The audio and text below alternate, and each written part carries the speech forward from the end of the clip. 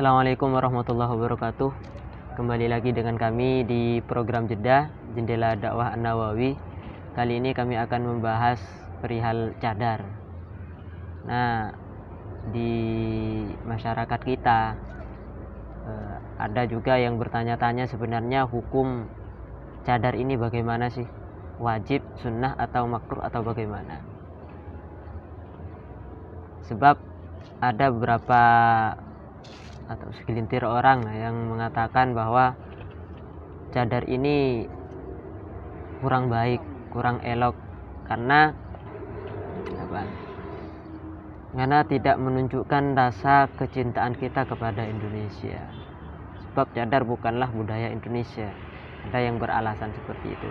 Ada yang kurang setuju terhadap cadar ini, mengatakan bahwa cadar ini merupakan salah satu ciri orang-orang yang radikal, terorisme dan semacamnya. Karena seringkali kita jumpai, sering kita dengar orang-orang yang melakukan tindakan terorisme menggunakan atribut-atribut cadar.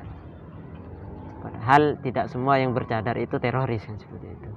Kemudian ada juga yang pro terhadap cadar, bahkan sangat fanatik terhadap cadar, hingga membuat ia itu merasa merekalah yang lebih bertakwa dibandingkan orang-orang yang tidak bercadar. Anggapan mereka, cadar itu merupakan suatu kewajiban karena wajah ini merupakan aurat dan harus ditutup. Menutupnya ya tentu dengan cadar. Sehingga orang-orang yang tidak menggunakan cadar seperti ketakwaannya di bawah mereka. Sebenarnya bagaimana sih hukum menggunakan cadar itu?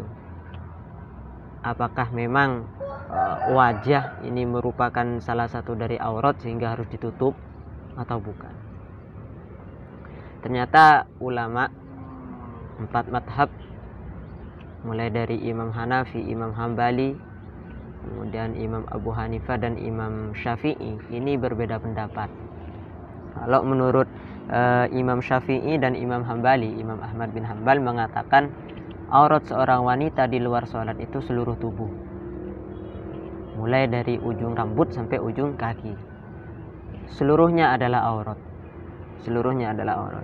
Tapi kalau menurut Imam Malik dan Imam Abu Hanifah,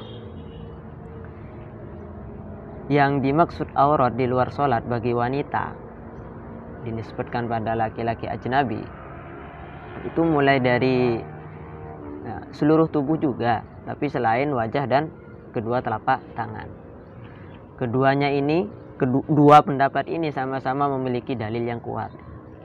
Jadi tidak bisa saling menyalahkan. Baik Imam Malik dan Imam Abu Hanifah yang mengatakan bahwa wajah dan kafain ini bukan aurat memiliki dalil. Setidaknya ada 3 dalil yang dikemukakan oleh beliau. Yang pertama adalah qauluhu ta'ala wala yubdina zinatahun illa ma dhahara minha, surat An-Nur ayat 31. Beliau menafsiri lafaz illa ma dhahara minha ini dengan al-wajhu wal kafain. Wala yubdina zinatahun, jangan tampakkan hiasanmu, jangan tampakkan tubuhmu wahai wanita, illa ma dhahara minha. Yang dimaksud ma dhahara minha ini adalah al-wajhu wal kafain menurut beliau. Hal ini dinukil dari perkataan sahabat Sa'id bin Jabir, kemudian ada tabi'in seperti Imam Atha dan Imam At-Tahaq berpendapat sedemikian.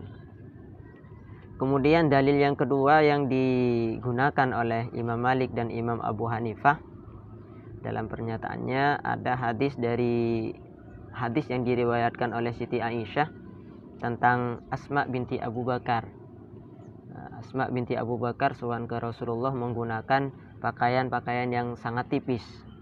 Kemudian Rasulullah berpaling dari Asma binti Abu Bakar. Setelah berpaling, beliau berkata, ya Asma, innal mar'a idza balawatil mahid lam yaslu ayyura minha illa hada wa hada. Wahai Asma, wanita itu ketika sudah sampai usia haid atau usia baligh, maksudnya ketika wanita itu sudah baligh, maka tidak pantas baginya untuk menampakkan tubuhnya illa hada wa hada. Beliau dawuh illa hada wa hada ini isyarah menunjukkan terhadap kedua tangannya Ini kedua telapak tangannya dan wajahnya. Kemudian dalil yang ketiga yang dikemukakan oleh Imam Abu Hanifah dan Imam Malik yang menunjukkan bahwasanya wajah dan kafain bukanlah aurat adalah seorang wanita ketika melaksanakan sholat, wajah dan telapak tangannya itu kan dibuka, boleh untuk dibuka. Begitu juga ketika ihram. Kalau memang keduanya ini adalah aurat, tentunya ketika melaksanakan sholat ini tidak boleh dibuka. Karena seorang wanita ya sama dengan laki-laki, ketika melaksanakan sholat itu wajib menutup auratnya. Tentunya kan ketika memang wajah dan aurat ini merupakan wajah dan kafain ini merupakan aurat, tentunya kan harus ditutup. Tapi kenyataannya ketika dalam sholat semua imam sepakat wajah dan kafain ini tidak perlu ditutupi karena bukan aurat. Dan dari ini seharusnya kalau dalam sholat bukan aurat, apalagi di luar sholat. Kemudian Imam Syafi'i dan Imam Hambali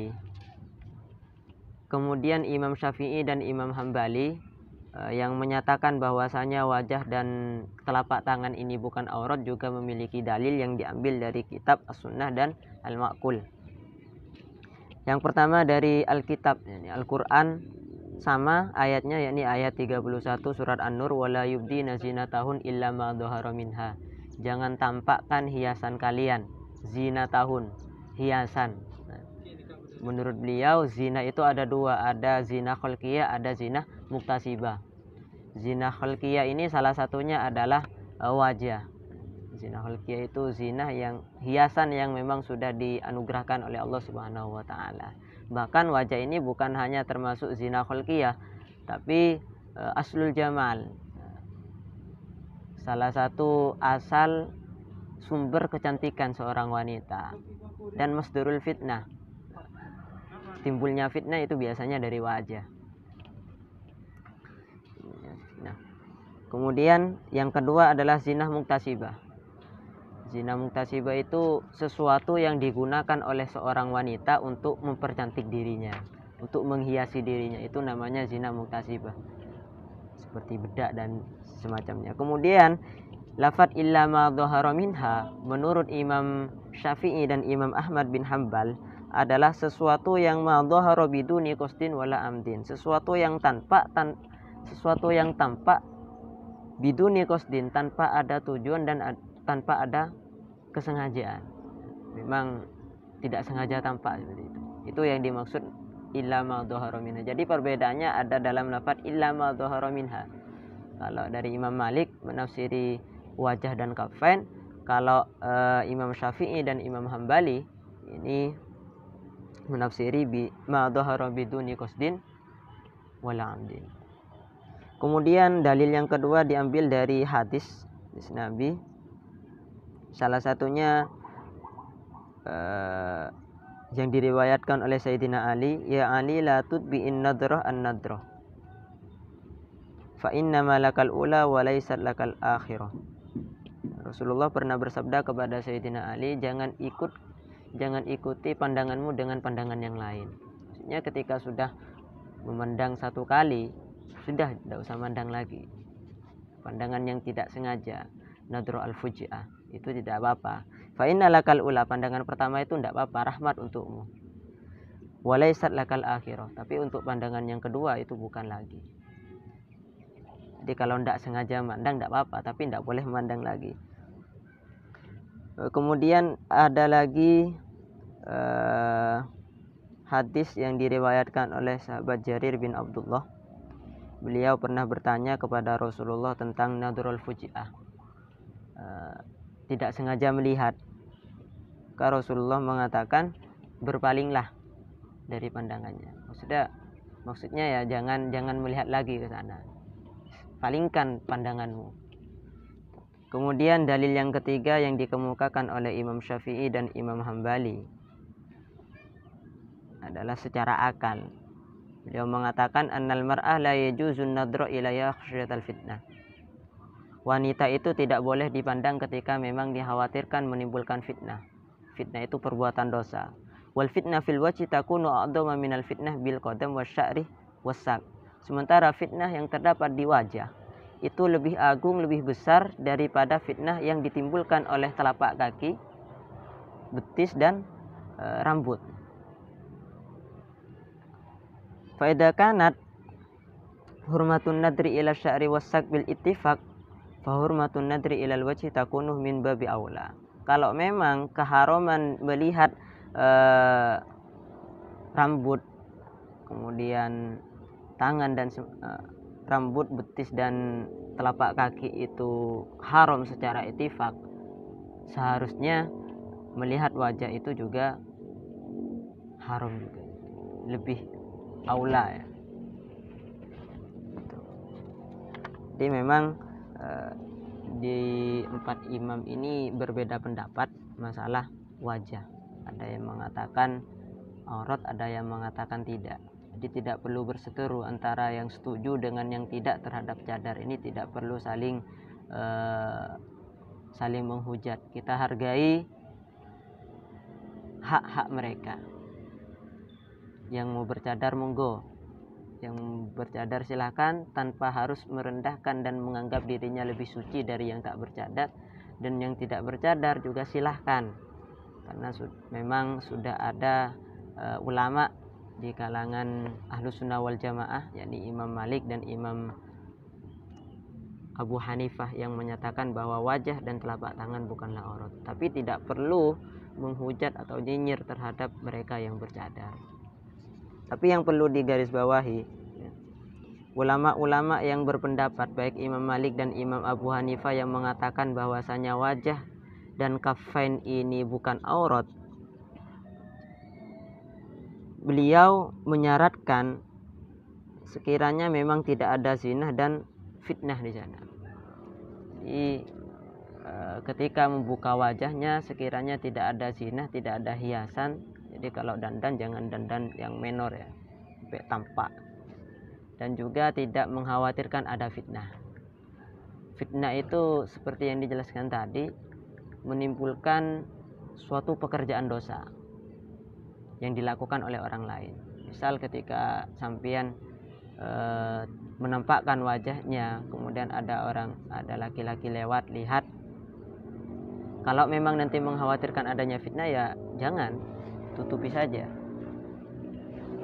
Misal gara-gara melihat wajah kalian, akhirnya si laki-laki tadi, si pria tadi suka sampai timbul rasa syahwat, atau tidak syahwat, saking buruknya wajah tidak syahwat tapi merasa kok jelek banget sih. Ini kan juga perbuatan dosa. Jadi fitnah itu bukan hanya disebabkan oleh wajah yang cantik, wajah yang jelek pun juga dapat menimbulkan fitnah. Jadi memang sebaiknya ditutupi, tapi sekalipun tidak ditutupi tidak masalah, asalkan aman dari fitnah. Sekian dari kami, kurang lebihnya mohon maaf. Wassalamualaikum warahmatullahi wabarakatuh.